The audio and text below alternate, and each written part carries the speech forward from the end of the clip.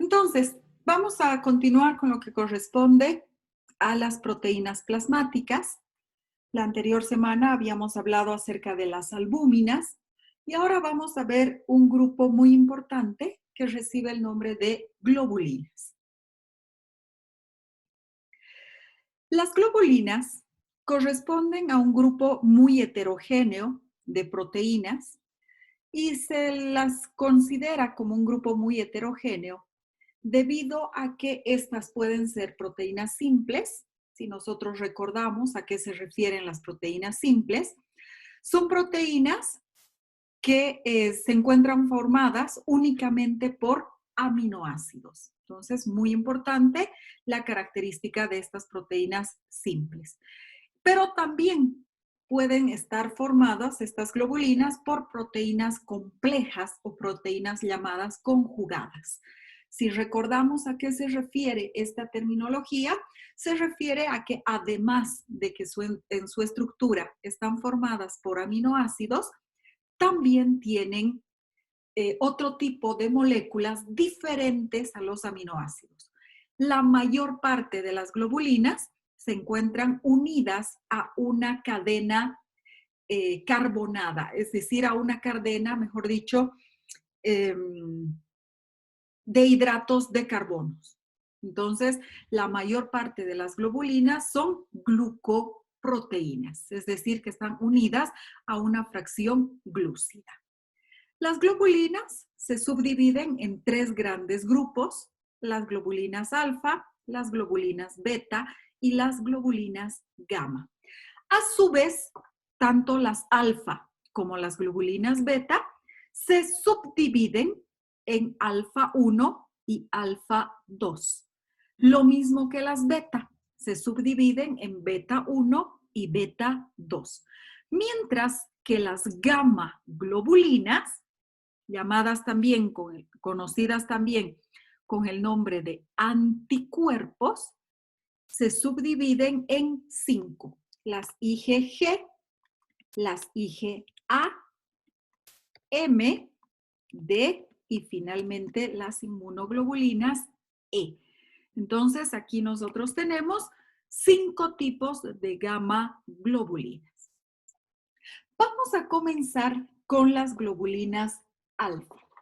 Las globulinas alfa corresponden aproximadamente al 15% del total de las proteínas plasmáticas.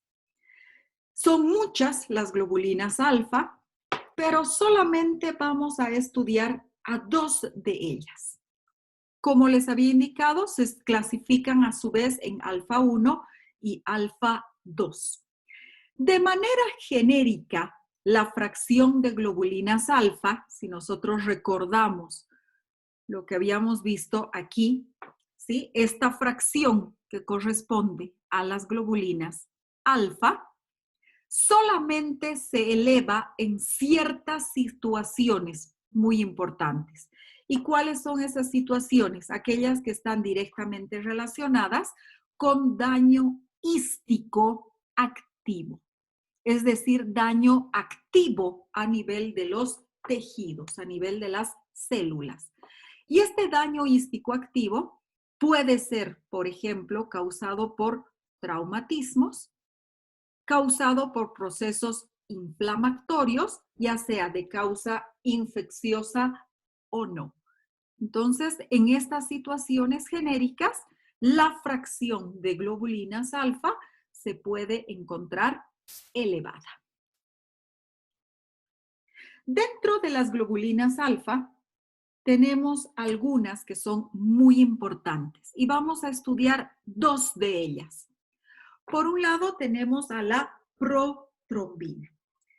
La protrombina es una proteína formada por una sola cadena proteica. Es una glucoproteína plasmática, es decir, que está dentro del grupo de las proteínas compuestas, ya que está unida a un grupo hidrato de carbono.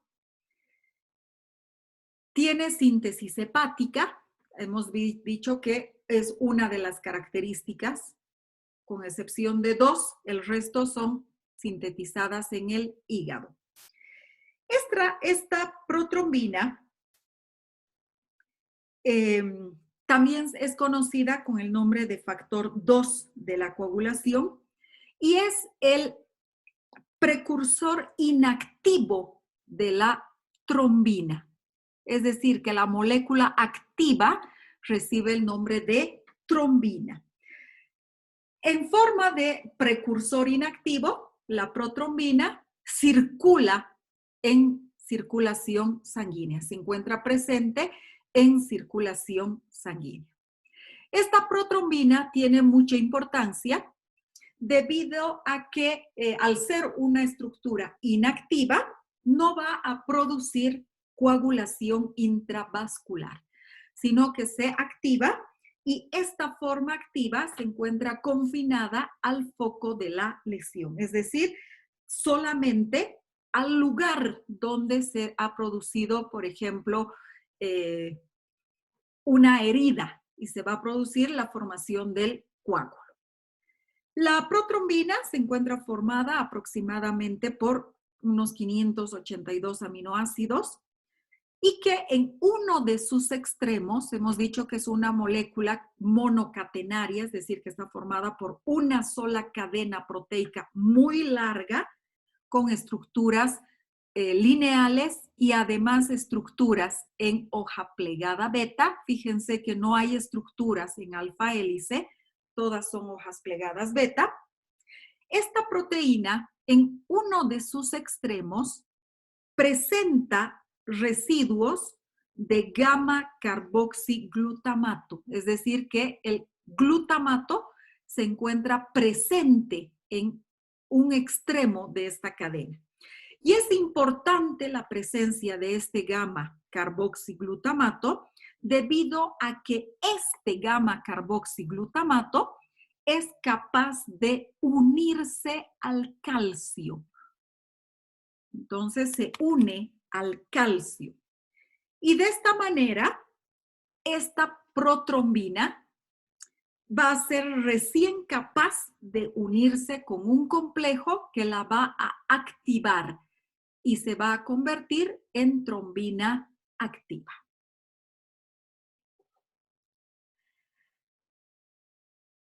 La prueba utilizada para la cuantificación de esta proteína recibe el nombre de tiempo de protrombina. Esa es la prueba de laboratorio. Y es muy utilizada para evaluar el sistema de coagulación en pacientes que están sometidos a terapia anticoagulante. Entonces, a este paciente se le da anticoagulantes y la forma en la que se determina si es que estos anticoagulantes están ejerciendo su función es a través de la determinación del tiempo de protrombina. Ustedes ya deben saber que el valor de referencia del tiempo de protrombina está alrededor, aquí vamos a escribirlo para que no se olvide, el valor de referencia está entre 12 y 13 segundos. Entonces, en estos pacientes sometidos a terapia de anticoagulación, obviamente que el valor va a ser superior. Será de 15, 17, 19 segundos, dependiendo de la dosis. Este es el valor de referencia de pacientes no anticoagulados. Y obviamente depende de la presencia de calcio. Otra proteína alfa muy importante es la aptoglobina. La aptoglobina, vamos a ampliar un poquito la pantalla para que la veamos claramente. La aptoglobina es una glucoproteína formada por dos cadenas proteicas. Se encuentran de color azul la cadena alfa y tenemos una cadena beta que está en color celeste. Entonces, esta es la aptoglobina. Estas dos cadenas se encuentran unidas entre sí a través de puentes disulfuro. La principal función que cumple la aptoglobina es unirse a cadenas de hemoglobina, a cadenas alfa, cadenas beta, a dímeros formados por una cadena alfa y una cadena beta, libres de la hemoglobina. ¿Sí? Entonces se ha roto la hemoglobina y nos ha liberado un dímero. Aquí tenemos en la imagen, se une a dímeros alfa beta de la hemoglobina. ¿Por qué se une? ¿Por qué es importante que se una? Este complejo que se va a formar, que recibe el nombre de complejo aptoglobina-hemoglobina, tiene una actividad peroxidasa. Es decir, que es una proteína que va a romper. Ya sabemos que las asas lo que hacen es cortar. Entonces va a romper, va a cortar los enlaces del peróxido de hidrógeno. Y sabemos que el peróxido de hidrógeno o agua oxigenada es un radical libre. Y de esta manera va a evitarse la liberación de los radicales libres. Este complejo aptoglobina-hemoglobina tiene receptores a nivel de los macrófagos. Y al unirse este complejo a su receptor en el macrófago, va a ser captado por el macrófago para que el macrófago se encargue de metabolizar, de destruir este complejo. El metabolismo de este complejo aptoglobina-hemoglobina nos va a producir la liberación, aquí vamos a escribir, se va a producir la liberación de aminoácidos libres, se va a producir la liberación de bilirrubina, pero tal vez lo más importante, se va a producir la liberación de hierro. Entonces, de esta manera, dentro del macrófago van a permanecer los aminoácidos libres, la bilirrubina y el hierro. ¿Y por qué hago hincapié en el hierro? Porque el hierro, cuando está en circulación sanguínea, es tóxico. Entonces, por un lado, vamos a evitar que se pierda el hierro y por otro lado, vamos a evitar los efectos tóxicos que tiene el hierro. Esta aptoglobina, de manera fisiológica, tiene una vida media de 5 días. Cuando la aptoglobina está libre, es decir, no está unida a la cadena alfa-beta de la hemoglobina, tiene una vida media de 5 días. Pero el complejo aptoglobina-hemoglobina apenas tiene una vida media de 90 minutos. Y esto es muy importante que ustedes sepan. ¿Sí? Un minutito, por favor, mil disculpas.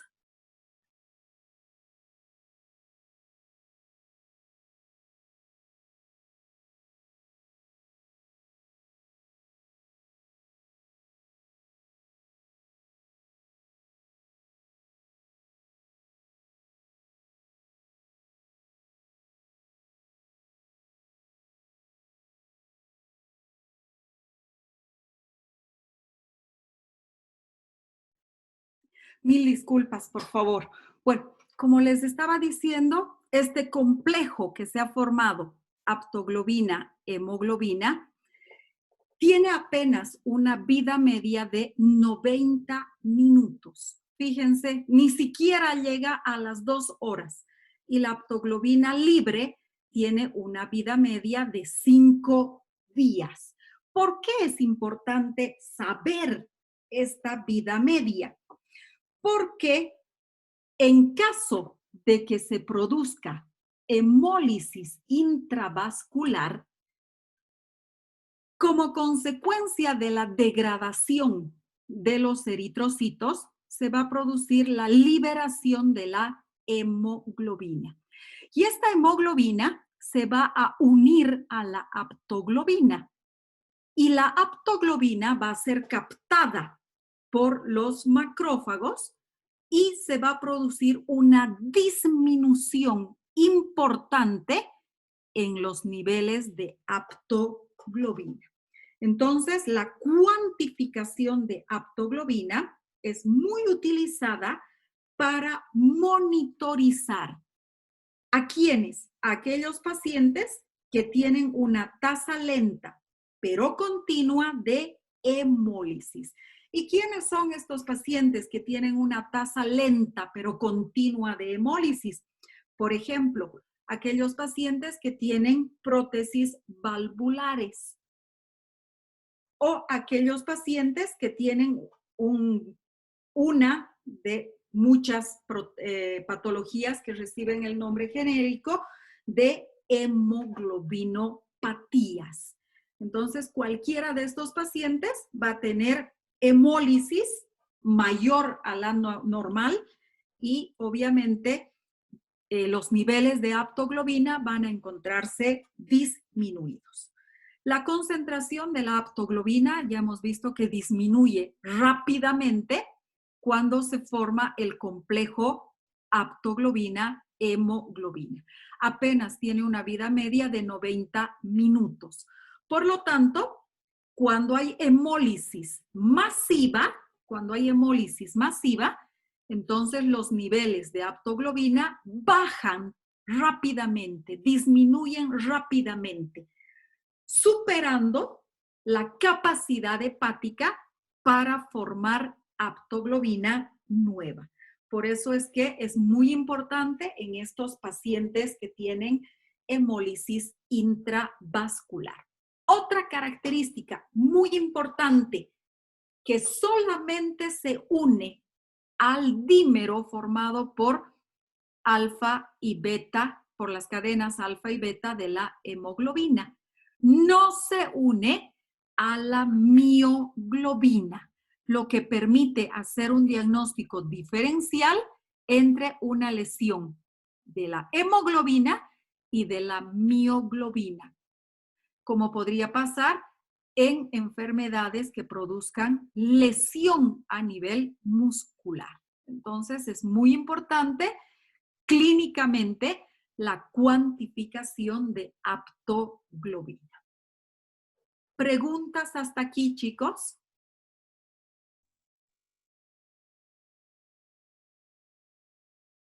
Bueno, si no hay consultas, vamos a continuar y vamos a ver ahora el segundo grupo que corresponde a las beta globulinas o globulinas beta. Las globulinas beta corresponden al 12% del total de las proteínas plasmáticas. Al igual que las alfa, se clasifican en beta 1 y beta 2. Pero fíjense, la fracción beta, que sería esta correspondería a la fracción beta, no suele encontrarse alterada, a diferencia de la fracción gamma, que se altera en procesos caracterizados por daño hístico activo. La fracción beta no suele encontrarse alterada, con excepción de ciertas proteínas que las vamos a estudiar. ¿Cuáles son estas proteínas? En primer lugar tenemos a la hemopexina. La hemopexina es una proteína que se encuentra formada únicamente por aminoácidos y es la proteína que se va a unir al hemo libre al degradarse la hemoglobina. Entonces se une al grupo hemo. Es importante la presencia de esta hemopexina debido a que el grupo hemo libre es una molécula tóxica. El grupo hemo es tóxico. ¿Y por qué es tóxico este grupo hemo? Porque este grupo hemo es capaz de unirse, es capaz de incrustarse en las membranas celulares a nivel de la bicapa lipídica. Y si se pega a las membranas celulares, va a producir una modificación en la estructura de la membrana celular, lo que puede estimular a la formación de radicales libres. Cuando veamos el tema de radicales libres, vamos a ver que el grupo hemo es un factor, la liberación del grupo hemo es un factor de riesgo para que se produzcan radicales libres. El complejo que se forma entre la hemopexina y el grupo hemo tiene receptores a nivel de los macrófagos, pero también tiene receptores a nivel de las células de Kupffer en el hígado. Una vez que este complejo se une a su receptor a nivel de los macrófagos, entra dentro del macrófago o de la célula de Kupffer y se produce el metabolismo de este complejo. Se degrada tanto la hemopexina como el grupo hemo.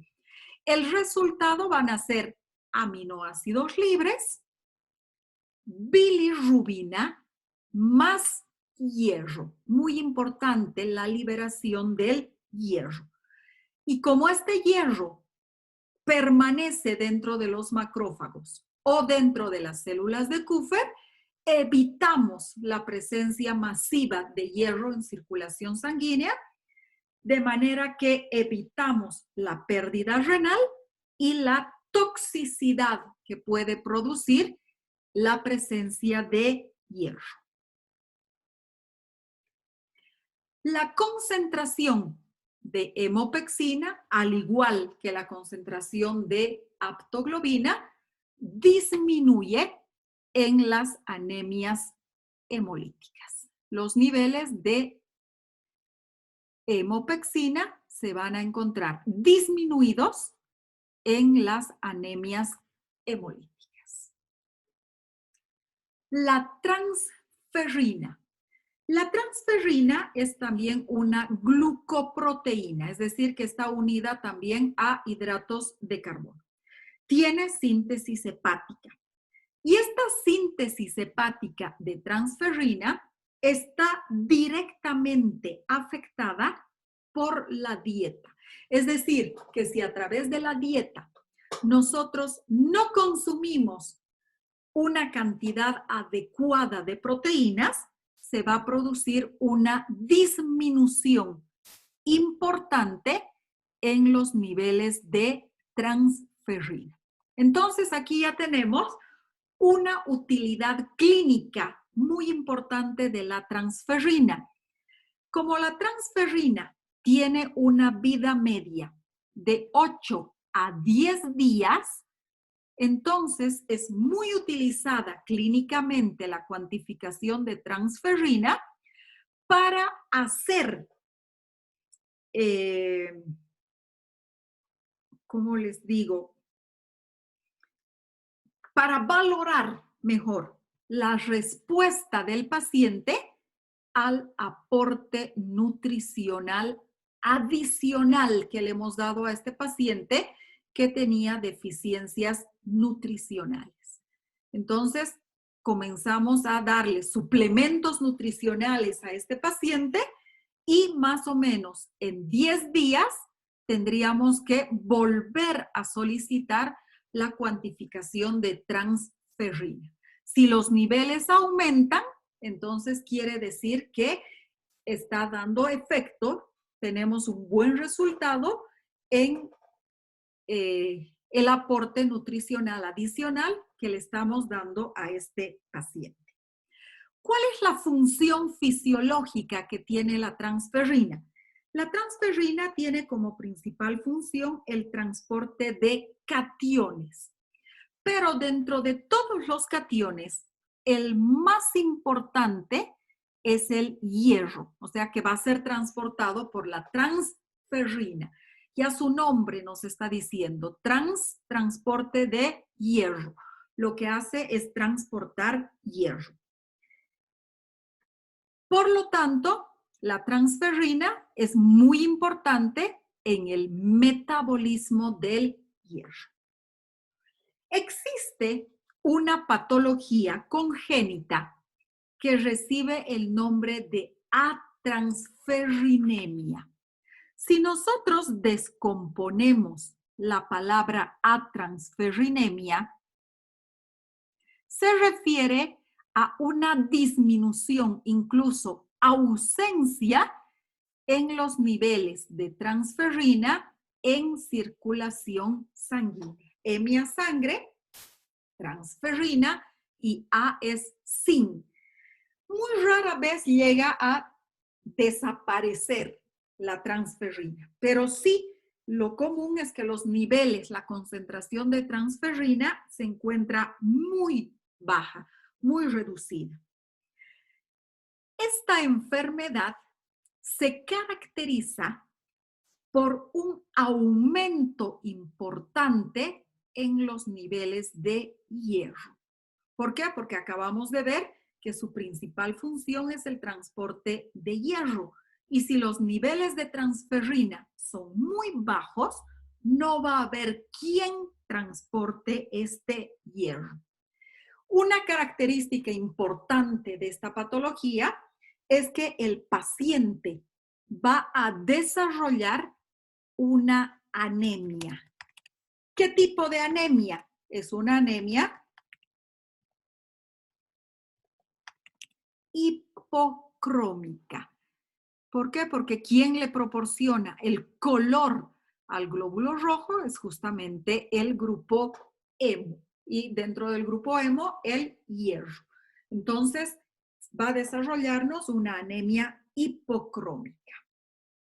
Muy grave y además resistente al tratamiento con hierro. Si a estos pacientes les administramos como tratamiento un suplemento de hierro, como no tienen quien lo transporte, entonces este tratamiento no es efectivo. ¿Está claro? Sí, doctora. Muy bien. Y por último, dime. Ok. Y por último, también otra proteína beta muy importante es la proteína C reactiva. Por si acaso, chicos, esta proteína C reactiva, no recuerdo bien, creo que es en el libro de teoría o en el de práctica, la computadora nos ha jugado una mala pasada y ha unido esta C a la palabra reactiva y la ha convertido en proteína creativa. Entonces, por favor, ¿sí? Si es que encuentran eso, no es proteína creativa, es una proteína C reactiva. La proteína C reactiva es una proteína simple, está formada únicamente por aminoácidos, no es glucosilada, no está unida a la glucosa y está sintetizada también en el hígado. Se llama proteína C reactiva debido a que presenta una propiedad muy importante. Y esta propiedad es de unirse de manera muy fuerte a un péptido C que se encuentra en la pared celular de Streptococcus pneumoniae. Entonces, de ahí viene el nombre de proteína C reactiva. Este Streptococcus pneumoniae tiene un péptido en su membrana celular que recibe el nombre de péptido C. Y esta proteína se une a este péptido C. Pero también esta proteína C reactiva, ya posteriormente se ha visto que es capaz de unirse al polisacárido que se encuentre presente en cualquier otra bacteria. No solamente se une a Streptococcus pneumoniae, sino que se une a cualquier otra bacteria. También es capaz de unirse a la membrana de los hongos y de los protozoos, es decir, parásitos unicelulares de los protozoarios. Entonces, la proteína C reactiva se une a la membrana de las bacterias, de los hongos y de los protozoarios, parásitos unicelulares. Esta unión va a producir la activación de la vía clásica del complemento. Y al unirse al complemento, van a iniciar procesos de opsonización, de fagocitosis y finalmente la lisis, la destrucción del agente patógeno, de la célula, ya sea esta bacteria, hongo o parásito unicelular. Por lo tanto, esta proteína C reactiva es considerada una proteína o reactante de fase aguda. Su síntesis está controlada por las hormonas del estrés y la liberación de citocinas. Cualquier proceso inflamatorio, infeccioso, traumático, agudo, va a producir la elevación en los niveles de esta proteína C reactiva. Por eso es que es considerada una proteína de fase aguda. Cualquier proceso agudo estimula su síntesis, estimula su elevación. En estos casos agudos, es muy importante la determinación seriada. Es muy útil la determinación seriada en el diagnóstico.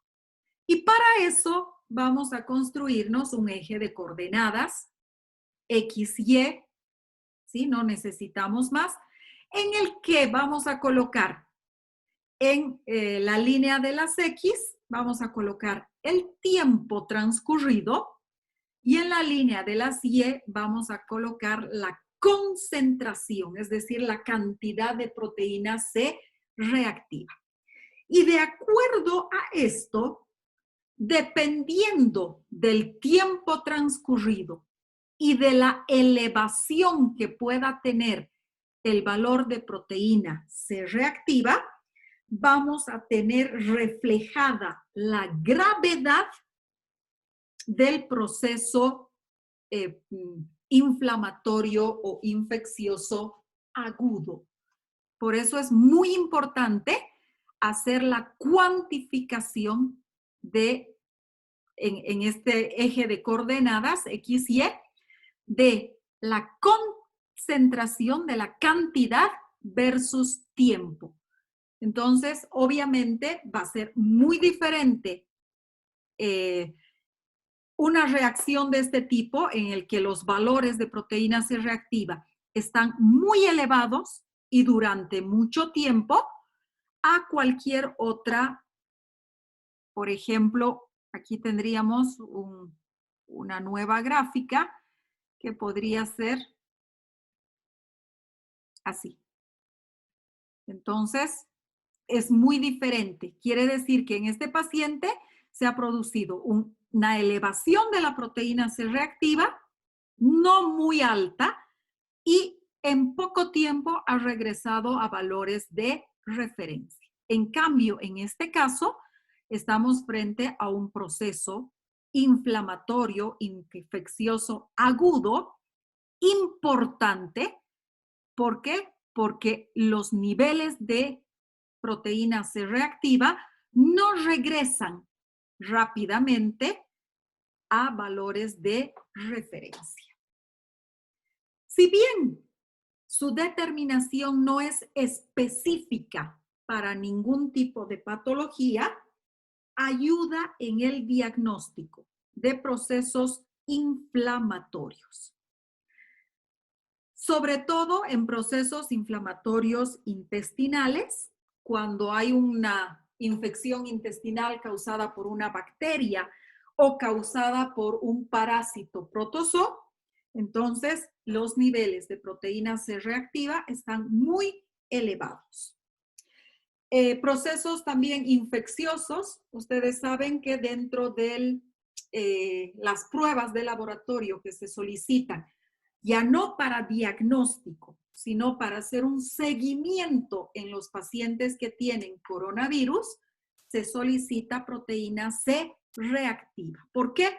Porque esta proteína C reactiva se eleva rápidamente en respuesta al proceso infeccioso que se puede producir como consecuencia de coronavirus, sobre todo si es que hay afectación pulmonar. Entonces, es muy importante realizar en los pacientes internados sintomáticos moderados a graves la determinación seriada todos los días de proteína C reactiva. Por eso es que, si es que la proteína C reactiva tiene este comportamiento, rápidamente nuestro paciente va a salir de la enfermedad. En cambio, si tiene un comportamiento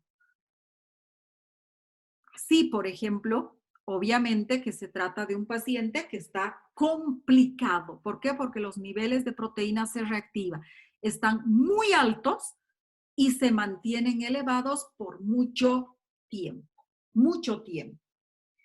Entonces, la proteína C reactiva, a pesar de que no es específica, es muy sensible en el diagnóstico de enfermedades inflamatorias, infecciosas.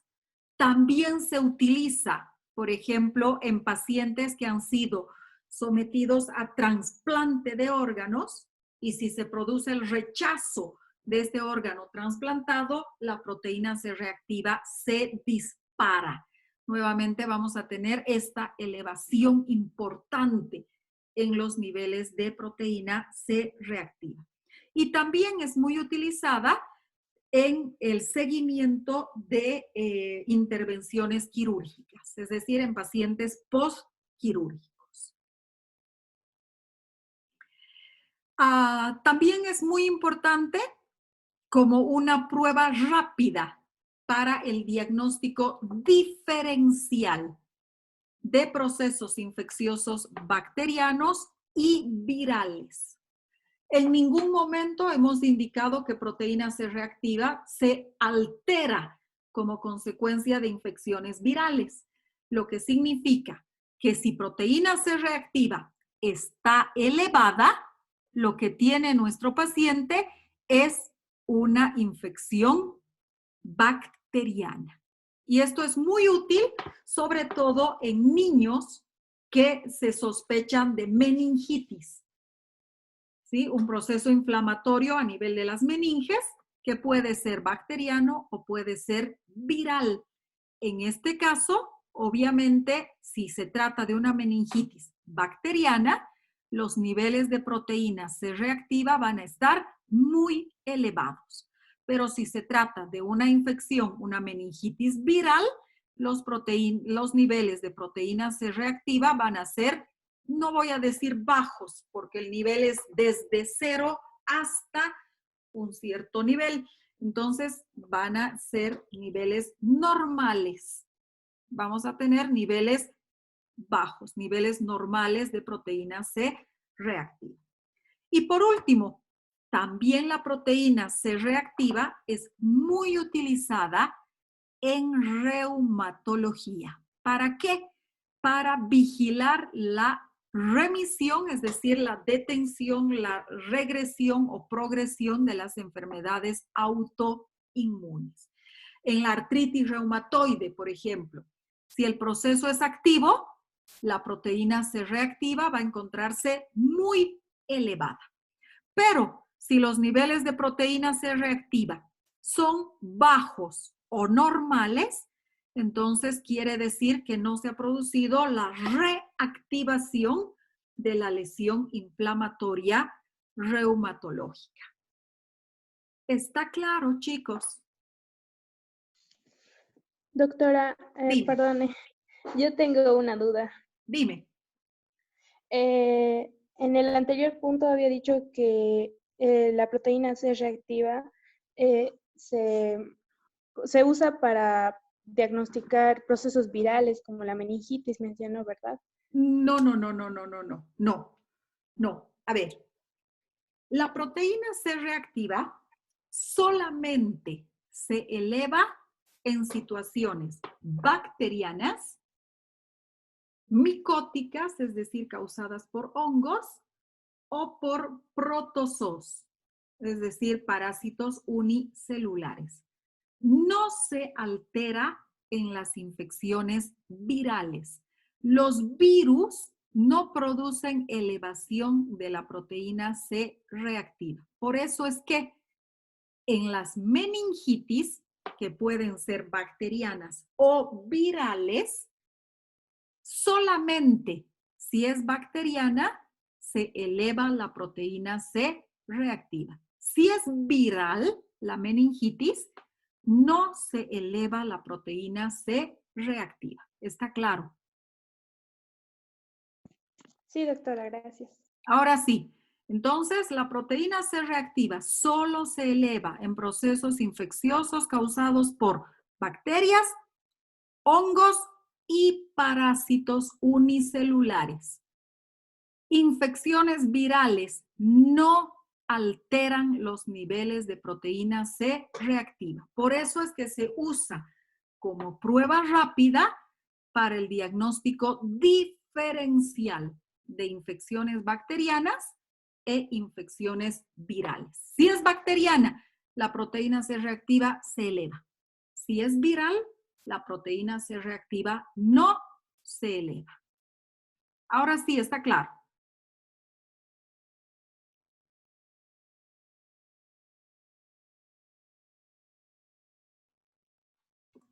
Sí, doctora. Perfecto. Bueno, y por último, para respetar el horario de la doctora Canizares, vamos a ver la parte introductoria a las gamma globulinas.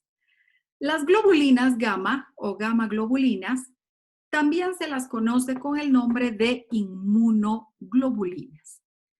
Estas inmunoglobulinas suponen el 20%, alrededor del 20% de las proteínas totales. Ya sabemos que estas gamma globulinas pueden ser de 5 tipos y las hemos diferenciado como G, A, M, D y E. Entonces aquí están en distinto orden, pero son las mismas: IgA, IgG, IgM, IgE e IgD. Estas gamma globulinas se encuentran formadas por 4 cadenas, 2 cadenas pesadas y 2 cadenas livianas. Enseguida les voy a mostrar cómo se forman. Van a adoptar más o menos una forma de Y. Entonces adoptan más o menos esta estructura, una estructura de Y,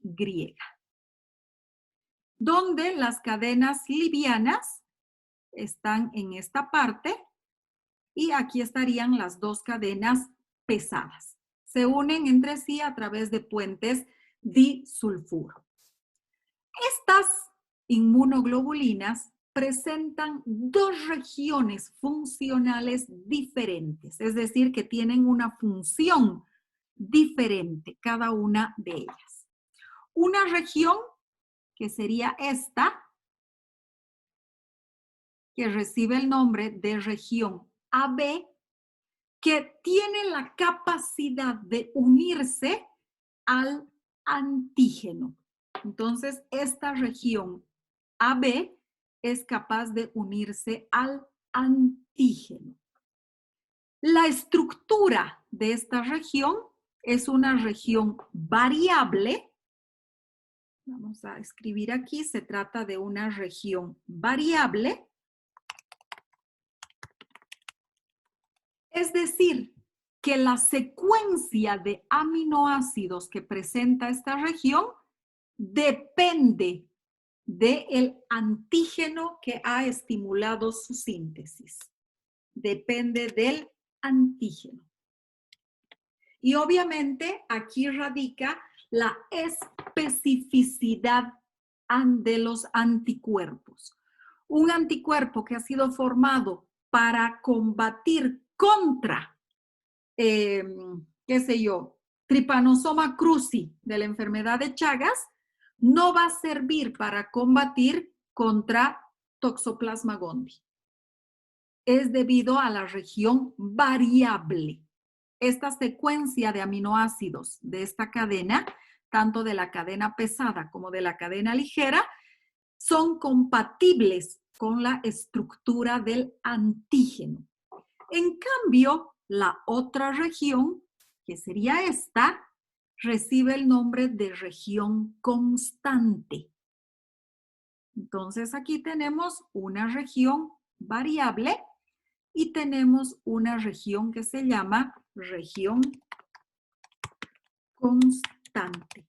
Típica, igualita, la secuencia de aminoácidos es la misma en todos los anticuerpos. Por eso es constante.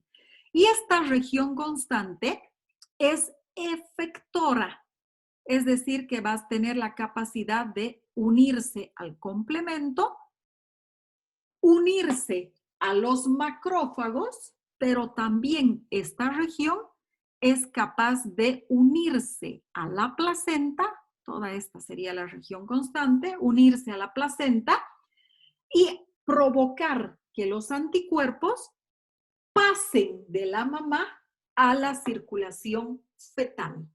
Ahí radica la importancia de estas dos regiones. Entonces, para explicar un poquito mejor, aquí tenemos, esta es la estructura de los anticuerpos. En rojo tenemos las dos cadenas pesadas y en azul tenemos las dos cadenas livianas o ligeras.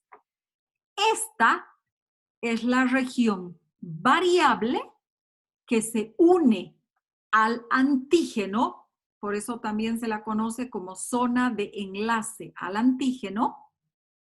Y esta otra, vamos a cambiar el color. Bueno, no importa. Y esta otra es la región constante.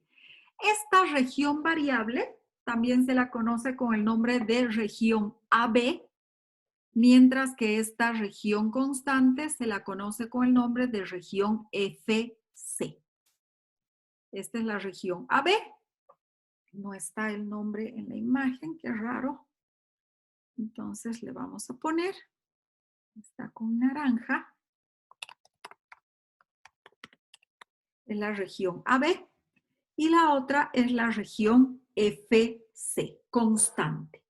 Les había dicho que la región variable presenta diferentes secuencias de aminoácidos, tanto en la cadena pesada como en la cadena ligera, que permiten que se una al antígeno. Entonces se une el anticuerpo al antígeno y se forma el complejo antígeno-anticuerpo. De esta manera, el antígeno va a ser marcado. ¿Para qué? Para que sea eliminado, sea destruido. Esa es la base de la respuesta inmunológica humoral. El anticuerpo se une al antígeno y estimula su destrucción, ya sea por activación del complemento. Aquí en la región constante se une el complemento, tiene receptores para el complemento, tiene receptores para los macrófagos y va a producir que se active el complemento y se destruya al agente causal de la enfermedad, se destruya al antígeno. Bueno, aquí vamos a quedar. Son las 9:05, de manera tal que si no tienen ninguna pregunta, los dejaría libres. El día miércoles vamos a ver los tipos de inmunoglobulinas. Estamos yendo un poquito lento en esta parte porque es importante para todo lo que es diagnóstico serológico. Ya habíamos visto en el tema 2 de prácticas cómo se utilizan las inmunoglobulinas para el diagnóstico serológico. ¿Preguntas? No, doctora. Bueno, entonces el día miércoles continuamos con el avance de